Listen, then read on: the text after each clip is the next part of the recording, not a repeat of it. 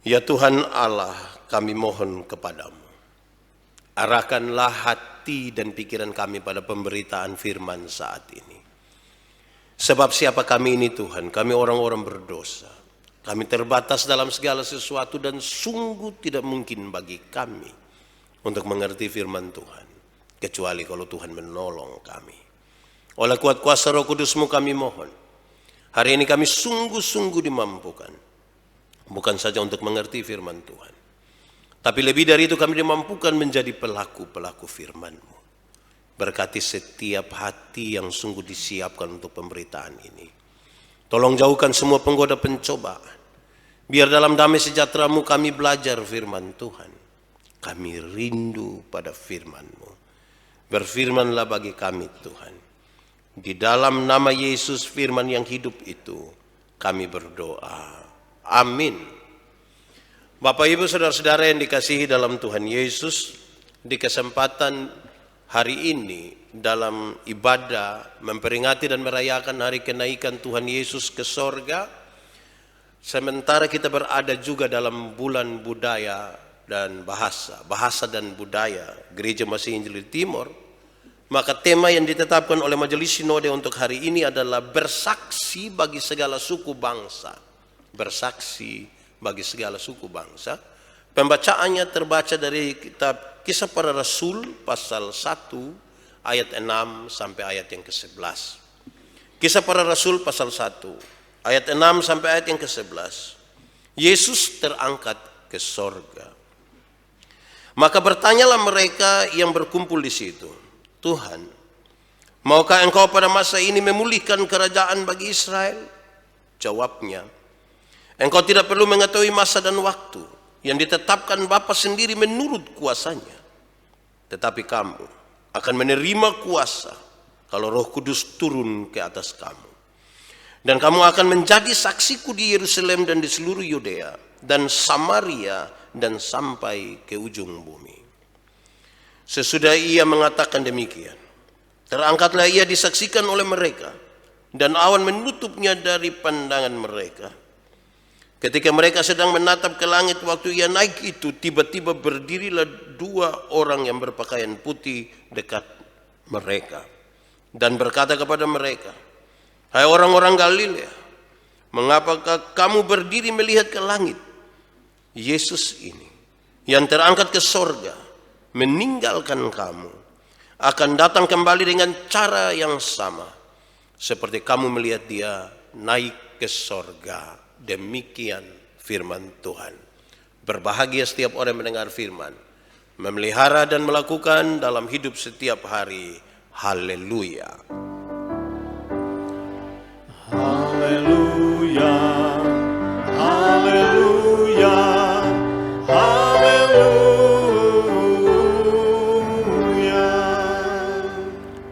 Bapak Ibu saudara-saudara, shalom. Sekali lagi shalom.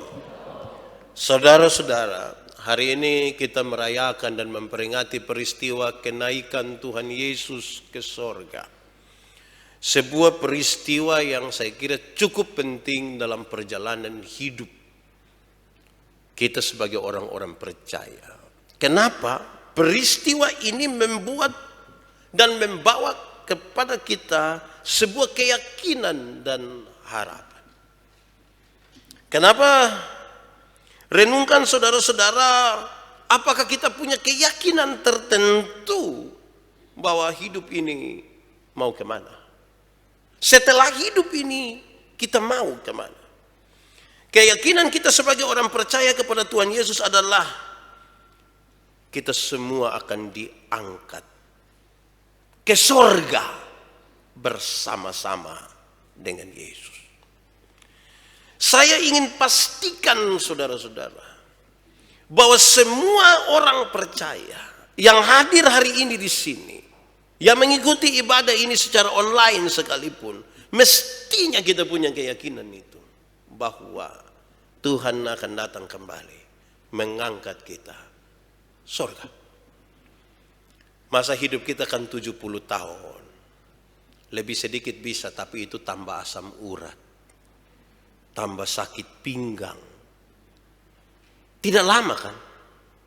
Yang selama-lamanya itu surga atau neraka.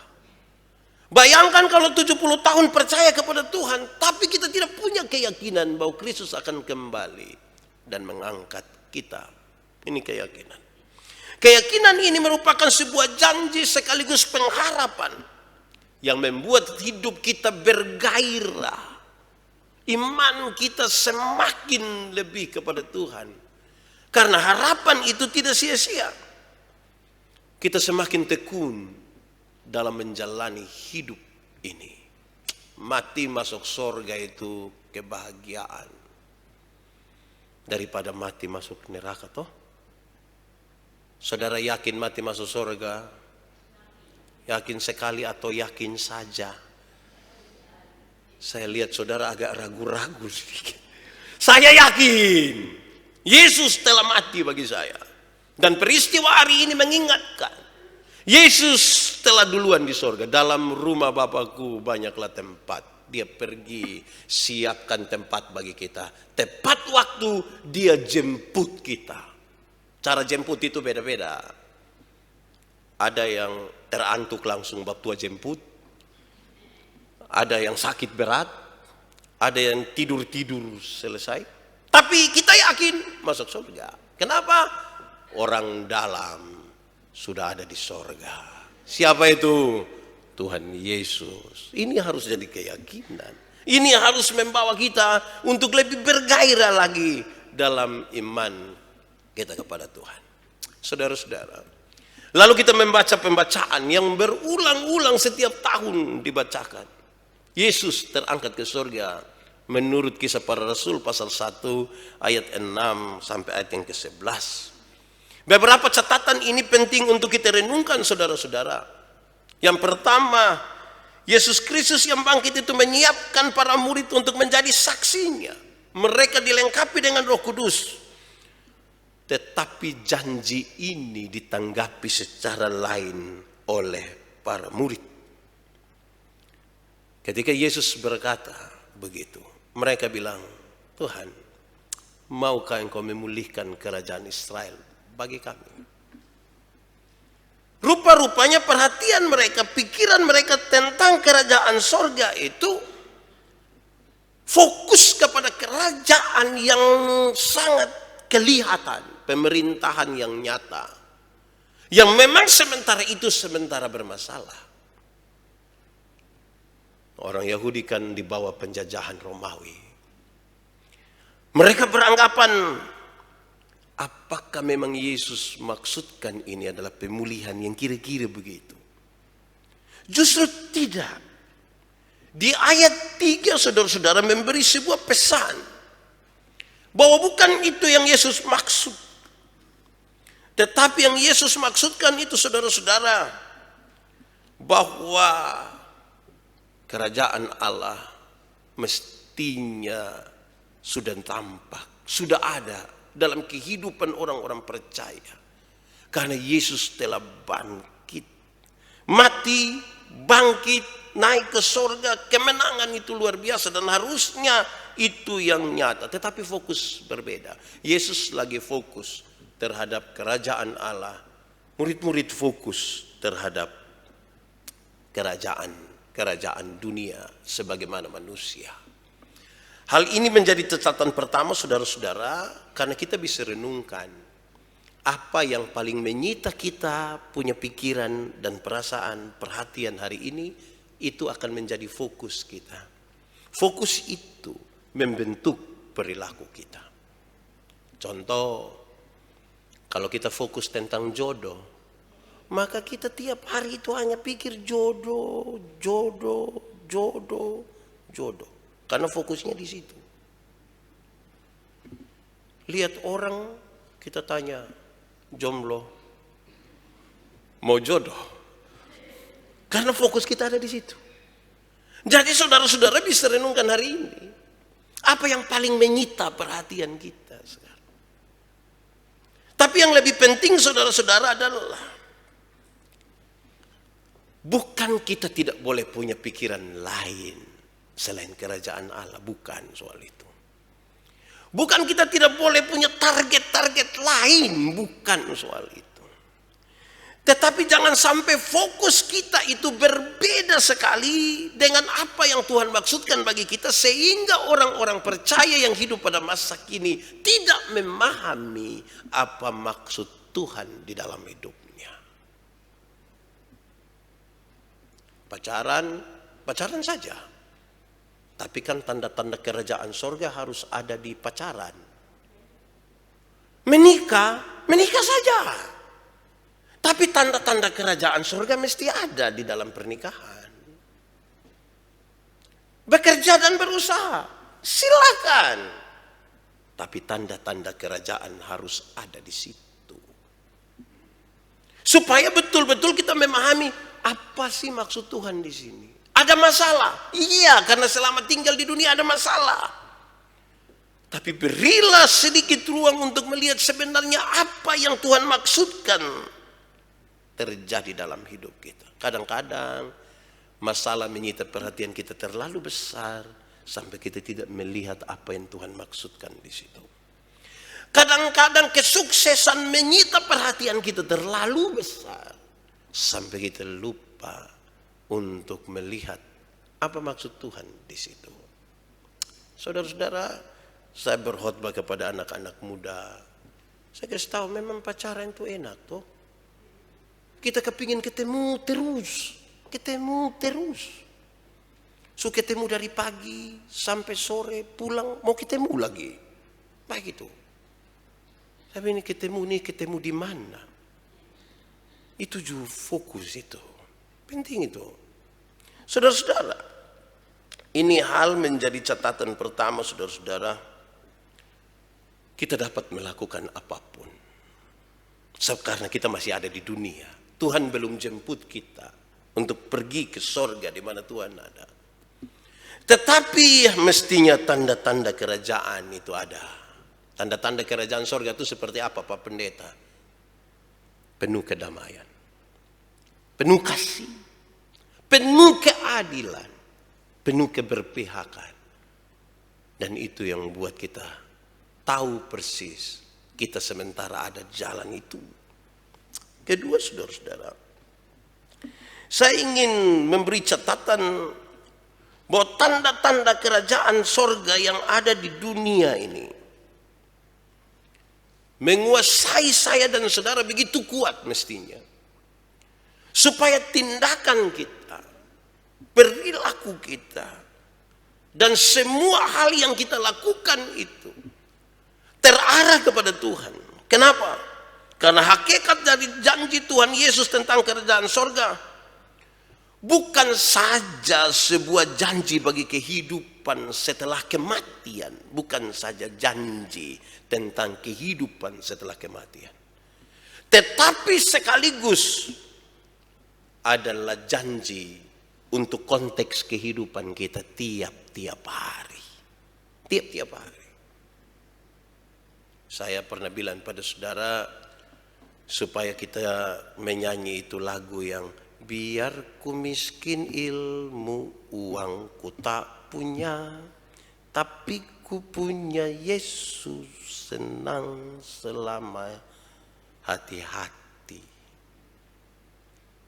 Yakin kalau miskin senang, kenapa tidak cepat-cepat pergi ke rumah Bapa? Jadi janjinya itu bukan janji untuk nanti saja. Tapi janji juga untuk hari ini. Tetapi roh tentang menghadirkan tanda-tanda kerajaan sorga itu mestinya menguasai kita dalam situasi seperti apapun. Susah senang, miskin kaya, dan seterusnya. Karena kita tahu janji itu juga berlaku bagi saya dan saudara di sini pada hari ini. Ketiga, pembacaan itu memberi pesan tentang para murid yang hanya menatap. Memang itu sesuatu yang nyata sekali. Melihat sebuah kejadian yang aneh. Aneh itu. Berhadapan dengan satu orang. Memang dia Yesus, dia Tuhan, dia penuh kuasa. Dia bisa melakukan apa saja. Kok yang mati saja dibangkitkan. Dia terlalu berkuasa. Lantas sekarang murid-murid melihat sebuah keadaan yang sungguh-sungguh luar biasa. Yesus terangkat ke sorga. Terangkat ini. Dia terangkat baik-baik begini. Bukan kena tiupe. Tidak ada badai seroja waktu itu. Yang bawa Yesus terang. Tidak. Dia berdiri dan dia terangkat. Disaksikan oleh para murid. Ini sesuatu yang luar biasa. Menyaksikan hal itu, murid-murid itu saya kira mereka menatap dengan sangat serius.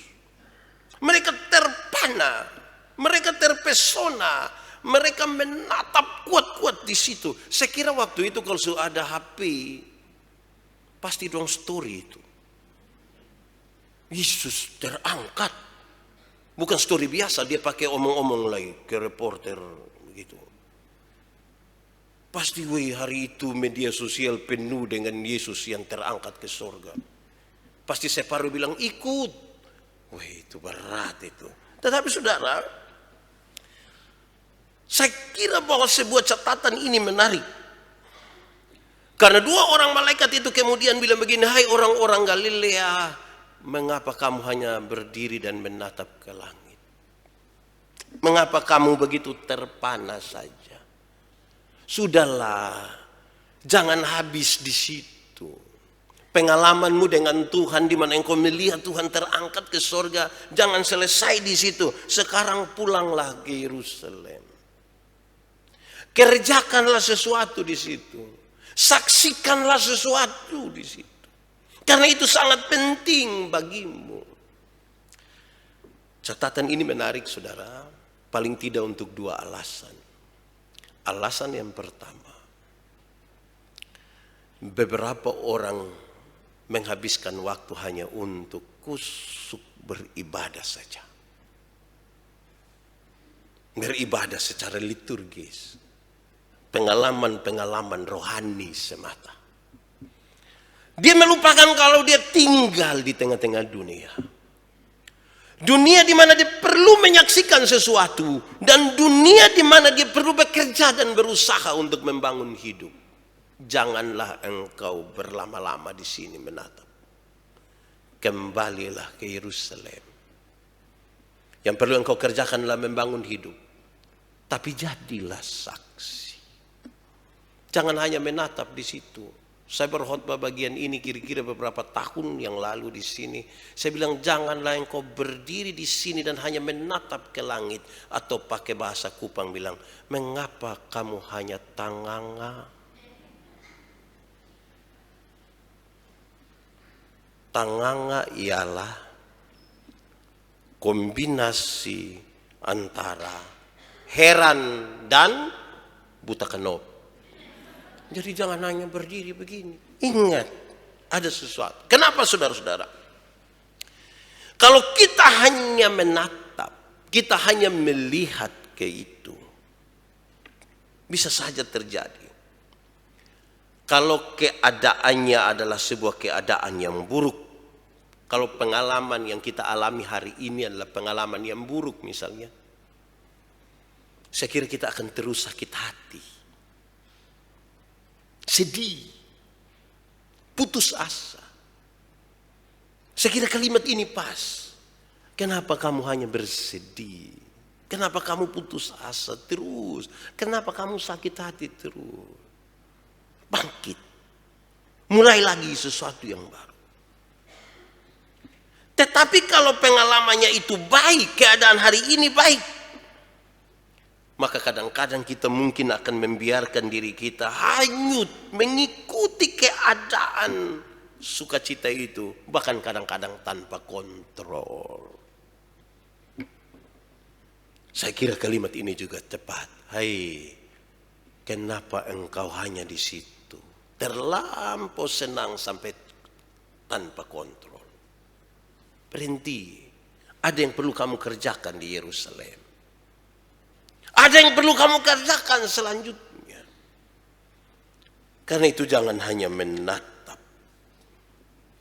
Catatan yang keempat dari pembacaan ini adalah Tuhan akan datang kembali. Yesus ini yang terangkat ke sorga dengan cara ini, kamu akan lihat dia akan datang kembali dengan cara yang sama. Sebuah janji yang luar biasa. Kedatangan Yesus itu akan terjadi lagi. Tetapi dengan catatan. Satu, tidak usah sibuk untuk cari tahu kapan Tuhan datang. Tidak usah sibuk. Banyak orang terlalu sibuk cari tahu kapan Tuhan datang. Banyak orang suka bertanya-tanya kepada saya, Pak Pendeta, apakah badai kemarin? Pak Pendeta, apakah corona? Pak Pendeta, apakah dengan ini berita-berita ini sudah tanda bahwa Tuhan semua datang kok? Saya bilang lupa sibuk lah. Karena saya juga tidak tahu nanti Tuhan datang kapan. Jangan terlalu sibuk urus itu. Yang kedua, kenapa saya bilang tidak usah terlalu sibuk urus itu? Hiduplah dalam percaya, bertekunlah dalam doa, dan beraktivitaslah sesuai kebenaran. Tuhan mau datang kapan? Datang saja. Datang saja. Ulangi. Hiduplah dalam percaya. Bertekunlah di dalam doa. Beraktivitaslah sesuai dengan kebenaran. Yesus mau datang kapan? Datang saja. Kok memang kita juga tidak bisa tentukan kapan Yesus datang toh? Ketika Yesus sudah bilang dia mau datang, siapa yang berani tahan? Tuhan jangan datang tuh. Aduh Tuhan, tidak bisa. Dia mau datang, dia datang. Jangan omong sebuah peristiwa kira-kira nanti kapan Yesus ada di awan-awan. Jangan pikir begitu. Soal kita pun kematian. Kalau Tuhan sudah bilang, Abel, mau tahan. Bapak tunggu sedikit. Kenapa? Anak dong masih kecil. Murdi pun bapak model begitulah. Tidak bisa. Dia mau datang, dia datang. Karena itu saya kira catatan 3 hal ini menarik. Hiduplah dalam percaya. Bertekunlah dalam doa dan beraktivitaslah sesuai dengan kebenaran. Yesus datang kapanpun, siap. Saya mau tanya saudara, siap? Kurang ini, siap? Sebentar. Awas tuh. Ya, baik. Mari kita mengerucut kepada tema kita hari ini, saudara. Tema kita hari ini adalah bersaksi bagi segala suku bangsa. Bersaksi bagi segala suku bangsa. Ini sebuah pernyataan yang serius tentang pemberitaan Injil. Kembalilah ke Yerusalem dan beritakanlah Injil. Nyatakanlah Yesus sebagai juru selamat. Beritakanlah kepada dunia. Itu tugas dari para saksi. Mereka yang berdiri dan menatap Yesus itu, mereka sungguh-sungguh percaya Yesus Tuhan dan Juru Selamat. Beritakanlah kepada dunia. Beritakanlah secara terang-terangan. Beritakanlah bahwa kita adalah saksi Kristus. Tapi ingat, saksi Kristus yang memberitakan itu juga sekaligus saksi yang berkorban. Bahkan berkorban nyawa bagi pemberitaan Injil. Bahkan. Saya tidak bermaksud berkhotbah untuk semua pergi kau siap mati. Saya tidak bermaksud begitu. Tetapi sebuah pernyataan di mana pengorbanan ini sebuah pengorbanan yang tidak tanggung-tanggung. Tidak menghitung-hitung. Karena pekerjaan untuk memberitakan Injil bukan soal organisasi, saya kira. Bukan karena dia pendeta, bukan karena dia majelis. Tetapi siapa saja. Saya mengajar agama di beberapa universitas. Sekarang tidak lagi. Tapi ketika mengajar kepada mereka, kepada calon perawat dong, saya bilang begini. Kalau kita sambil racik obat dan omong orang lain pun nama, itu gampang. Tapi kalau racik obat sambil bicara tentang Yesus Juru Selamat, itu luar biasa. Itu luar biasa. Jaga toko juga begitu.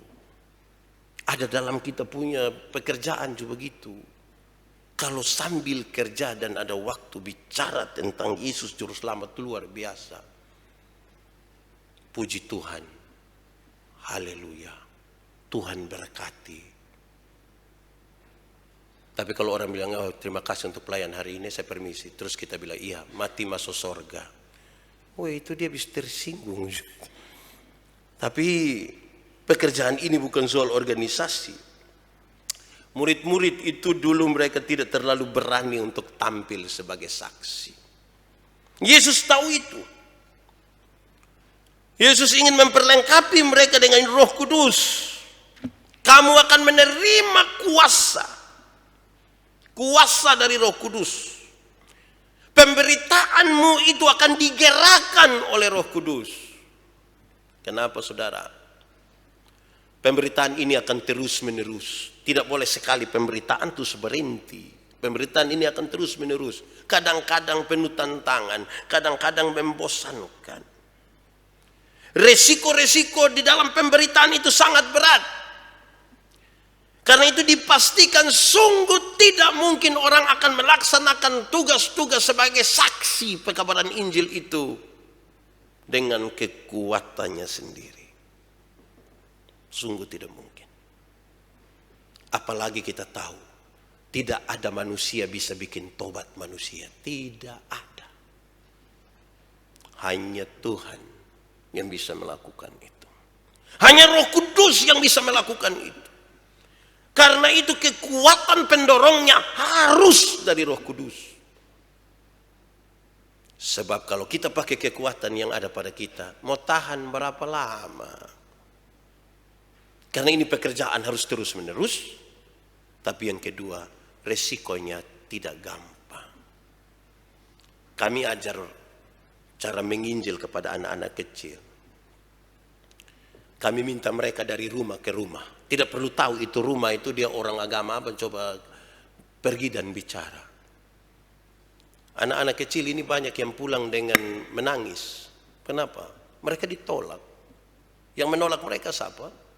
Bukan saja orang yang tidak kenal Kristus. Mereka yang mengaku Kristen sekalipun, pengikut Kristus pun menolak anak-anak ini. Kamu anak kecil datang kau ngomong apa? Di sana. Beberapa anak itu tidak mau lagi untuk melayani. Tidak mau lagi untuk mengabarkan ini. Kan risiko. Ada yang semakin berani. Kira-kira cara bagaimana untuk dilakukan. Karena itu saya kira tidak mungkin kita bersandar pada kekuatan kita. Karena Tuhan tahu itu juga. Maka dia bilang, aku akan memberikan kuasa. Roh Kudus atas kamu. Yang menggerakkan kamu untuk menyatakan. Kan orang mau pekabaran Injil itu kan selalu dimulai dari sebuah pertanyaan. Nanti mulai dari mana? Dari mana? Takuju piko bikin tersinggung orang lain. Jadi kita kalau mulai itu kita pemikiran banyak sekali yang kemungkinan menahan kita untuk melakukan sesuatu. Jalan keluarnya sekarang mesti buka hati sedikit. Roh Kudus masuk di situ. Saudara-saudara, yang kedua adalah tempatnya. Pembacaan tadi mengisyaratkan dengan baik.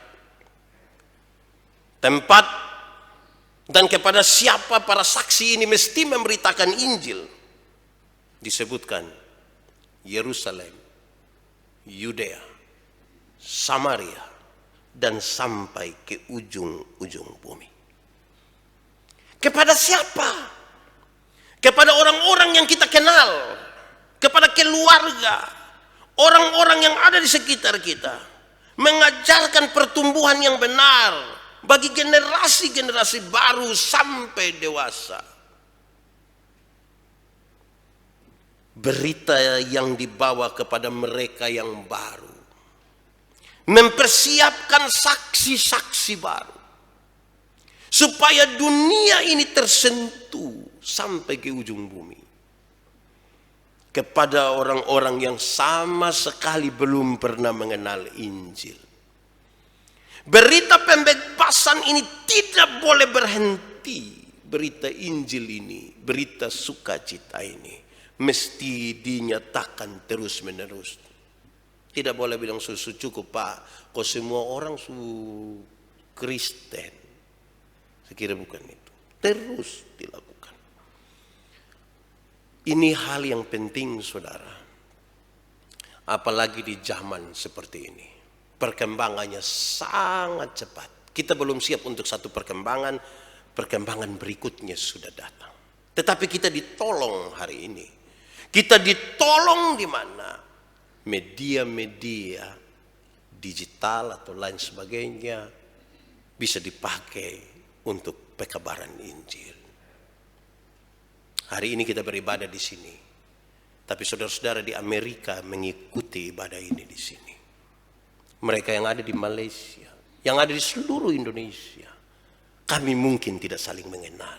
Kita tidak saling mengenal. Tapi berita itu sampai ke sana. Daripada kita cari dana kumpul uang pi Batam, manfaatkanlah kesempatan hari ini. Untuk terus menjadi saksi. Mulai dari Yerusalem. Orang-orang yang kita kenal. Keluarga. Orang-orang yang ada di sekitar kita. Mempersiapkan para saksi baru. Dan kepada orang-orang yang sama sekali belum mengenal Injil. Saudara-saudara. Dalam kaitan dengan itu, hal ketiga yang ingin saya sampaikan adalah. Mari kita lihat perkembangan para saksi. Perkembangan para saksi mula-mula itu menarik. Murid-murid menerima kuasa. Menjadi saksi Kristus. Sampai ke ujung bumi. Ini hal yang luar biasa. Karena kepada mereka diberikan kekuatan adikodrati. Kekuatan dari Allah yang luar biasa. Yang dengan kekuatan itu mereka, para murid dalam konteks waktu itu, pergi ke Yerusalem. Kalau kita baca kitab Kisah Para Rasul, pasal 1 sampai pasal 7 bicara tentang kesaksian mereka di Yerusalem. Pasal 8 sampai pasal 11 bicara tentang mereka bersaksi di daerah Yudea. Pasal 11 ayat 18 dan seterusnya, pasal 11 ayat 19 dan seterusnya sampai akhir dari Kisah Para Rasul. Itu mereka bersaksi sampai ke luar, sampai ke ujung-ujung bumi. Konteks para murid itu sudah selesai. Sekarang bagaimana kita saksi-saksi baru yang mendengar dari kesaksian mereka, yang juga diberi kekuatan oleh Roh Kudus. Saya kira kita percaya sekali kalimat ini. Waktu Tuhan datang ke dunia, Dia berjumpa dengan kita. Dia tidak bertanya ada berapa gereja yang kita bangun. Amin. Ada berapa jiwa yang kita bawa kepada Tuhan. Ada berapa jiwa. Saya kira itu catatan yang serius. Tuhan Yesus memberi wawasan dan pemahaman baru bagi para murid. Wawasan dan pemahaman baru. Untuk mereka tidak berpikir yang picik. Mereka tidak hanya berpikir tentang hal-hal yang sementara dalam kerajaan dunia. Mereka tidak berpikir hanya untuk suku mereka. Tetapi mereka diberikan wawasan untuk berpikir secara lebih luas. Wawasan misioner yang didasarkan pada kuasa Roh Kudus itu mengajak para murid meninggalkan wawasan kedaerahan yang sempit. Supaya dia melihat bahwa seluruh suku bangsa berhak untuk mendapat berita ini. Dan Tuhan percayakan itu kepada saya, kepada saudara. Bukan aspirasi yang sempit. Dari golongan yang sempit di antara mereka. Yesus memberi wawasan bahwa mereka diberi kesempatan sampai ke ujung-ujung bumi hari ini. Dan itu sekiranya akan menguatkan mereka. bersaksi bagi segala suku bangsa. Menjadi tanggung jawab siapakah? Kalau itu pertanyaan untuk direnungkan, masing-masing dapat menyebutkan namanya sendiri. Tanggung jawab dari Yandi. Tanggung jawab dari saudara-saudara masing-masing. Kepada siapapun. Tetapi dalam dua hal awal, perjumpaan kita dan pengalaman dengan Tuhan itu penting. Mendahuluinya dan gerakan yang dilakukan oleh Roh Kudus melalui kita. Selamat merayakan hari kenaikan Tuhan Yesus Kristus ke sorga. Menyiapkan tempat bagi kita. Tepat waktu dia menjemput kita, tapi dia tidak minta kita duduk diam di dunia. Jadilah saksi. Upayakan hidupmu. Banyak orang jadi saksi sampai lupa upayakan hidup. Banyak yang terbalik, mengupayakan hidup sampai lupa menjadi saksi. Dua-dua mesti jalan sama-sama. Atau dalam bahasa lain, yang rohani mesti jalan, tapi yang jasmani pun mesti jalan. Jangan buat ada ketimpangan itu. Tuhan memberkati kita. Mari kita tunduk kepala di hadapan Tuhan. Kita angkat hati kita kepada Tuhan. Kalau kamu dengar suaranya, jangan keraskan hatimu. Minta Roh Kudus lembutkan setiap hati yang keras. Kalau hari ini saudara berkomitmen untuk menjadi saksi, nyatakanlah kepada Tuhan. Roh Kudus akan menolong saudara melampaui seluruh kelemahan kita, keterbatasan kita. Jadilah saksi bagi suamimu, istrimu, anak-anakmu, orang tuamu, saudara-saudaramu, atau orang-orang siapapun yang kita jumpai. Ya Tuhan Allah, kami bersyukur kesempatan yang indah buat kami belajar dari firman Tuhan. Tolonglah kami Tuhan, supaya kami dapat menjadi saksi. Kami tidak hanya berdiri dan menatap ke langit, tapi kami ingat sesuatu yang mesti kami kerjakan. Beritakan, sekaligus mengerjakan bagaimana membangun hidup dan persekutuan kami. Berkati setiap hati yang disiapkan hari ini, yang sudah mendengar. Berkatilah mereka yang berkomitmen untuk menjadi saksi. Kami percaya Roh Kudus bekerja melampaui keterbatasan kami. Terpuji nama Tuhan. Di dalam nama Yesus kami berdoa. Amin.